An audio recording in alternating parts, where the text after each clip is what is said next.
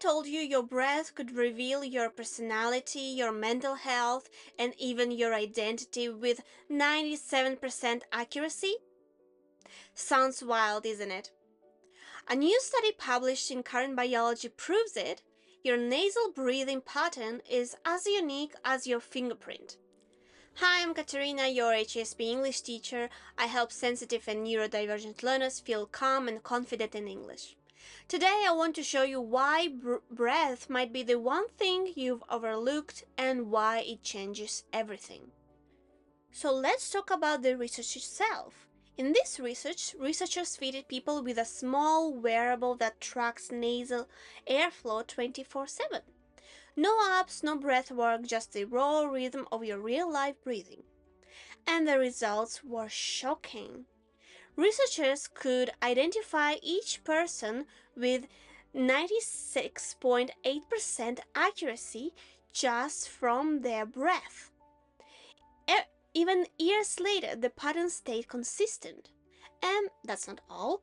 Breathing patterns were linked to mental health. For example, people with more anxiety had shorter inhales.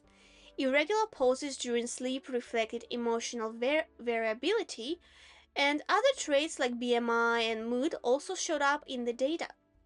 The team calls it a brain readout because your breath reflects your internal state even when you're not aware of it. Now let's talk about one of my special interests, which is neurodivergency, like autism and ADHD. When your nervous system runs differently, your breath shows it. Maybe you breathe too shallowly, or hold your breath in social situations like me. Maybe your inhale never really lands. Masking, meltdowns, freeze responses, they all show up in your breathing first. And this isn't about blaming yourself, it's about finally having a tool to notice what's happening in real life. Because if your breath reflects the brain, it can also help regulate it.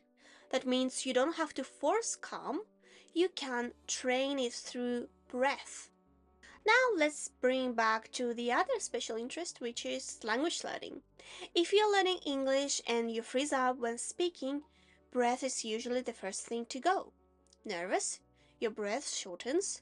Shallow breath, your voice weakens, and suddenly the grammar you've studied for months vanishes. But reverse it. Slow the breath, round the voice, and your English becomes clearer, smoother, more you. This is especially true for neurodivergent learners who struggle with overwhelm and verbal processing. Your breath can buy you time, presence, and control. So if you don't know where to start with your self-care, start with your breath techniques. There are many breath techniques you can choose from, so just Google it. Not to fix yourself, but to finally understand what your body's been trying to say. Because your breath already knows, and it's been speaking the truth the whole time.